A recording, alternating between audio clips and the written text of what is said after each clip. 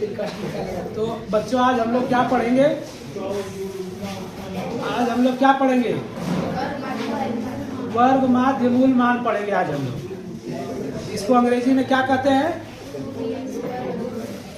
Root mean square value. Root mean square value कहते हैं। Root का मतलब होता है वर्गमूल या मूल, और मीन का मतलब होता है माध्य, स्क्वायर का मतलब वर्ग, और वैल्यू मतलब मान। तो इसको हिंदी में क्या पढ़ते हैं हम लोग? हिंदी में पढ़ते हैं वर्ग माध्य मूल मान। तो वर्ग माध्य मूल मान किसे कहते हैं? एग्जाम में आता है, बहुत ही इंपॉर्टेंट टॉपिक है। किसे कहते हैं? तो किसी प्रत्यावर्ती धारा की एक पूर्ण साइकिल के लिए, एक पूर्ण चक्कर का है या फिर साइकिल, प्रत्यावर्ती धारा की एक पूर्ण चक्कर, प्रत्यावर्ती धारा की एक पूर्ण चक्कर या एक साइकिल के लिए धारा यानी आई के वर्ग के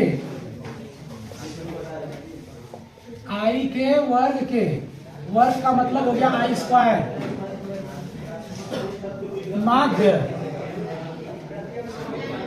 वर्ग के माध्य के वर्गमूल को, माध्य के वर्गमूल को। एक बार हम लोग फिर से रिपीट कर लेते हैं।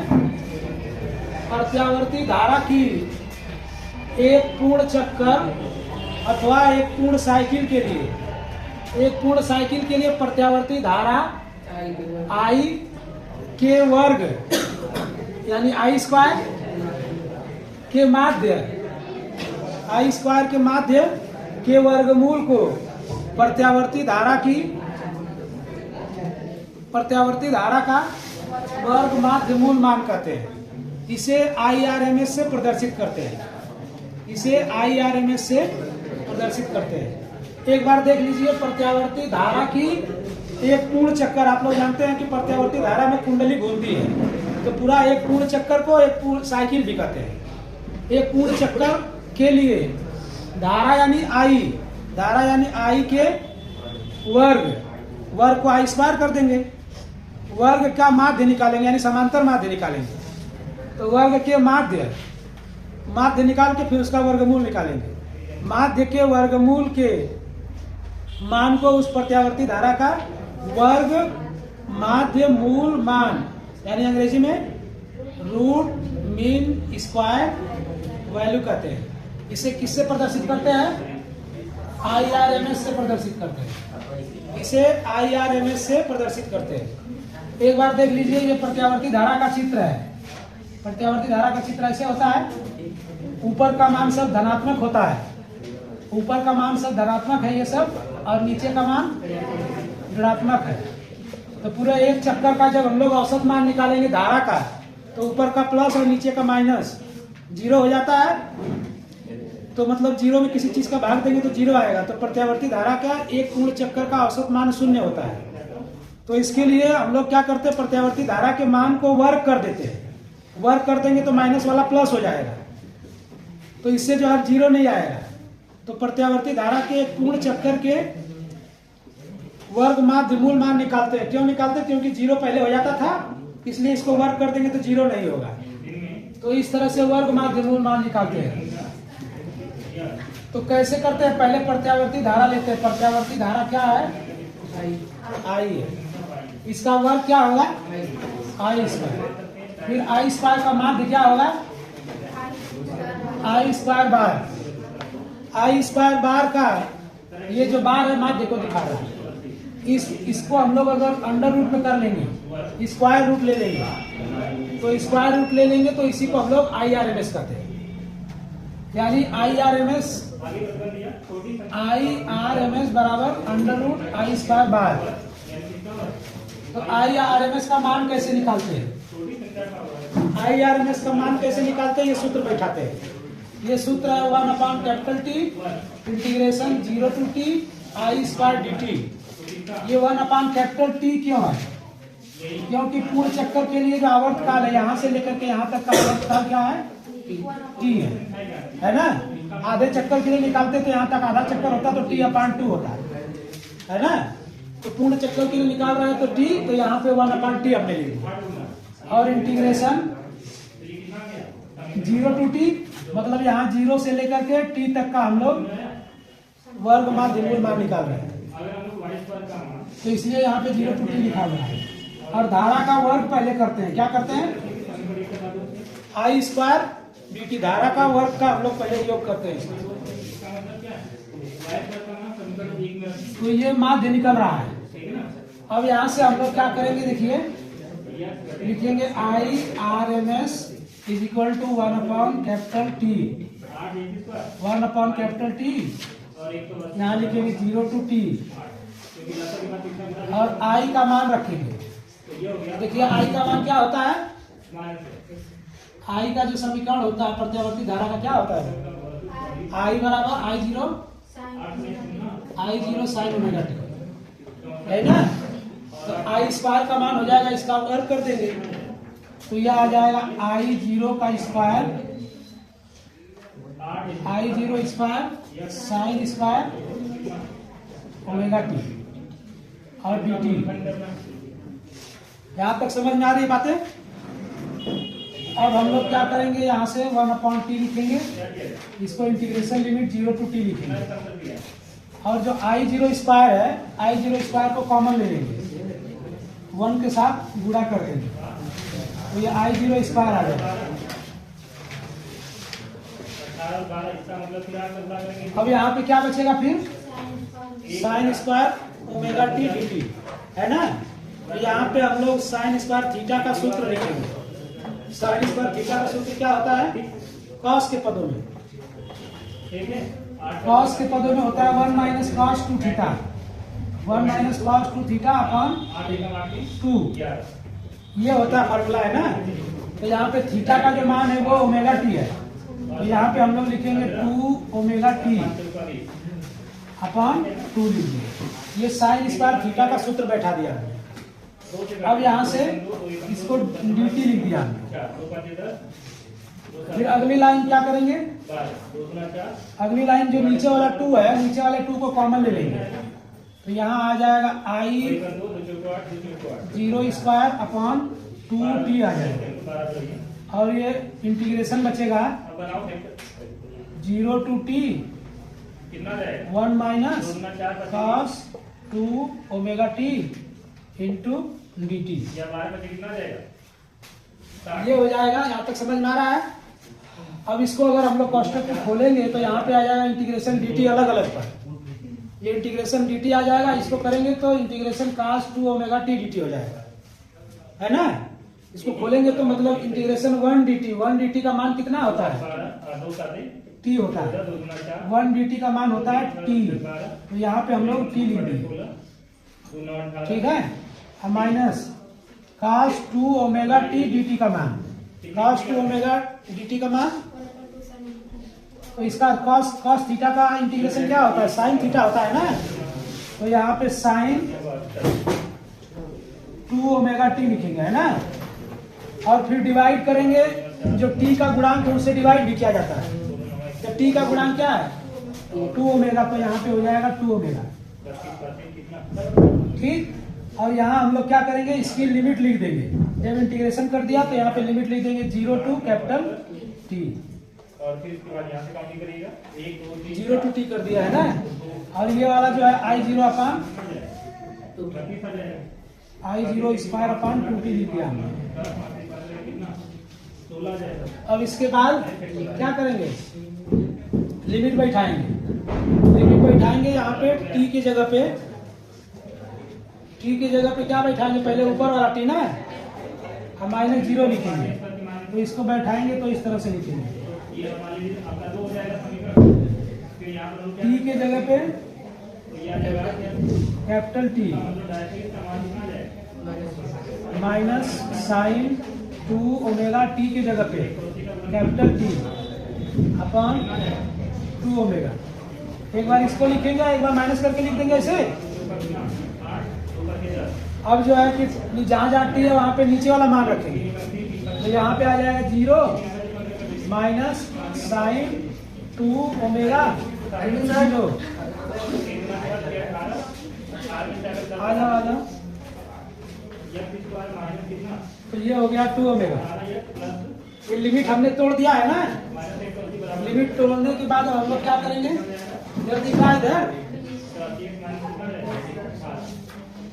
इधर दिख रहा है कि ऊपर का मिटाया जाए क्या?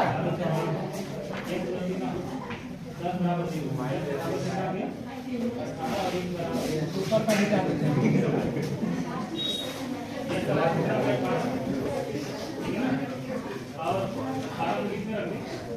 तो यहाँ पे हम लोग लिख रहे थे IRMS की वैल्यू कितना आई है, ये T माइनस इतना आया है ना। तो यहाँ पे आ जाएगा T माइनस, यहाँ पे 2 ओमेगा और 2 ओमेगा कैंसिल होगा क्या? नहीं होगा। तो T का मान यहाँ पे आ रहा है, देखिए T का मान, T का मतलब टाइम पीरियड का मान होता है 2 पाई अपॉन ओमेगा, है ना। याद करने के लिए T बराबर 2 पाई, T2 पाई अपन ओमेगा, T2 पाई अपन ओमेगा याद कर लीजिएगा, है ना। T2 पाई अपन ओमेगा। तो यार T का मान 2 पाई अपन ओमेगा रख देंगे। तो T का मान 2 पाई अपन ओमेगा रखेंगे तो 2 पाई अपन omega minus sine 2 omega into T का मान 2 पाई अपन ओमेगा अपॉन में फिर 2 ओमेगा। यहाँ से ओमेगा और ओमेगा कट जाएगा और इसके बाद माइनस बचेगा, ये साइन 2 ओमेगा इंटू 0 हो जाएगा ना। तो साइन 0 का मान 0 हो जाएगा। तो ये साइन 2 ओमेगा इंटू 0, तो साइन 2 ओमेगा इंटू 0 को गुणा करेंगे तो 0 हो जाएगा, मतलब 0 माइनस 0 अपॉन 2 ओमेगा। तो ये पूरा हो जाएगा 0। इसको हम लोग छोड़ देते हैं, इसको, है ना। ये 0 को छोड़ देते हैं और ये इस तरह से लिख देते हैं। IRMS के आगे वाला हिस्सा क्या बचा था, ये वाला I0 स्क्वायर अपॉन 2T यहाँ पे था, है ना। तो यहाँ भी हम लोग इसको लिख देते हैं I0 स्क्वायर अपॉन 2T। अब यहाँ बचा 2 पाई अपॉन ओमेगा माइनस, यहाँ पे देखिए बचा है 2 इंटू 2 पाई। 2 इंटू 2 पाई का मतलब साइन 4 पाई अपॉन 2 ओमेगा। और ये जो है I0 square upon 2T। Sign 4 पाई का मान कितना होगा? तो यहाँ देखिए, यहाँ लिख लीजिए, हम लोग लिख लेते हैं I0 का स्क्वायर अपॉन 2 और T का मान यहाँ भी रख लेते हैं। कैपिटल T का मान क्या होगा? 2 पाई अपॉन ओमेगा। तो यहाँ 2 पाई अपॉन जो ओमेगा ऊपर चला जाएगा और यहाँ जो बचेगा 2 पाई अपॉन ओमेगा। और ये वाला जो साइन 4 पाई का मान 0 हो जाएगा, 0 अपॉन 2 ओमेगा। तो 0 अपॉन 2 ओमेगा का मतलब 0 हो जाएगा, तो पूरा खत्म हो जाएगा, केवल ये वाला बचेगा। तो यहाँ देखिए 2 पाई से 2 पाई खचाक हो जाएगा और ओमेगा से ओमेगा खचाक हो जाएगा। तो बचा क्या? I0 square upon 2। ये किसका मान हुआ? IRMS का मान हुआ, है ना। IRMS का है कि दूसरे चीज का है? नहीं, ये I स्क्वायर बार का मान है, ये IRMS नहीं है। ये किसका मान है? प्रत्यावर्ती धारा के माध्य मूल मान का। तो ये I स्क्वायर बार का मान है। शुरू में हम लोगों ने जो IRMS लिखा था वहां पे क्या लिखना है? I स्क्वायर बार लिखना है, समझ रहे हैं। तो I स्क्वायर बार का मान ये वाला आया है। तो सब यहाँ से हम लोग करेक्शन करते जाएंगे। तो ये I स्क्वायर बार का मान हो गया ये। तो I0 स्क्वायर बार का मान इतना आ गया। अब हम लोग इसका जब वर्गमूल लेंगे तो यहाँ पे हम लोग इसको वर्गमूल ले लेते हैं इधर दोनों पक्षों का। जब वर्गमूल ले लेंगे तो इसको IRMS लिख सकते हैं, मतलब माध्य का वर्गमूल ले लिए तो IRMS लिख दिए। तो IRMS बराबर हो गया यहाँ पे I0 square upon 2। I0 square का वर्गमूल निकालेंगे तो I0 आ जाएगा और 2 का निकालेंगे तो √2 आ जाएगा। फिर क्या करेंगे, √2 का हम लोग यहाँ पे मल्टीप्लाई करेंगे इसको नीचे से √2 हटाने के लिए। तो नीचे से √2 हटाने के लिए कितने गुणा करेंगे, √2 का गुणा करेंगे अंश और हर में। तो यहाँ √2 ऊपर लिख देते हैं, √2 नीचे लिख देते हैं। तो यहाँ पे आ जाएगा I0 × √2 और नीचे हो जाएगा 2। तो यहाँ √2 का मान बैठा देंगे, कितना आएगा, √2 का मान कितना आता है 1.414। ठीक, इसको याद करने का तरीका 1 चौका 1 चौका। अभी इंडिया ऑस्ट्रेलिया का मैच चल रहा है ना, तो लोकेश राहुल टिका हुआ है, वो 1 चौका 1 चौका मान के खेल रहा है। 1.414 √2 का मान याद कर लीजिए, है ना, अपॉन 2 से काट दीजिए इसको, कितना आएगा 2 सते 14। फिर 1 में भाग नहीं जाएगा तो 0 उतारेंगे, 2 सते 14। तो इसका मतलब हो गया 0.707 और यहाँ I0 पीछे ले देंगे। तो यहाँ से हम लोग ये देख रहा है कि प्रत्यावर्ती धारा के वर्ग माध्यमूल मान यानी IRMS का जो मान आ रहा है वो 0.707 I0 आ रहा है। तो ये हो गया प्रत्यावर्ती धारा के वर्ग माध्यमूल का आंकिक मान। इसका सूत्र में वैसे हम लोग यहाँ पे ले लेते हैं IRMS बराबर I0 अपॉन √2 ले लेते हैं, है ना। ये तो हो गया IRMS का मान। इसी तरह से कभी कभी बोर्ड में क्वेश्चन पूछ दिया जाता है कि प्रत्यावर्ती विभव के वर्ग माध्यमूल की गणना कीजिए। प्रत्यावर्ती धारा के वर्ग माध्यमूल की गणना कीजिए। धारा वाला हम लोग किए यहाँ पे। अब बोर्ड में कभी पूछता है कि प्रत्यावर्ती विभव के वर्ग माध्यमूल की गणना कीजिए, तो प्रत्यावर्ती विभव के लिए यहाँ पे फॉर्मूला हो जाएगा तब VRMS हो जाएगा। VRMS का मान भी उतना ही आएगा 0.707 V0, है ना।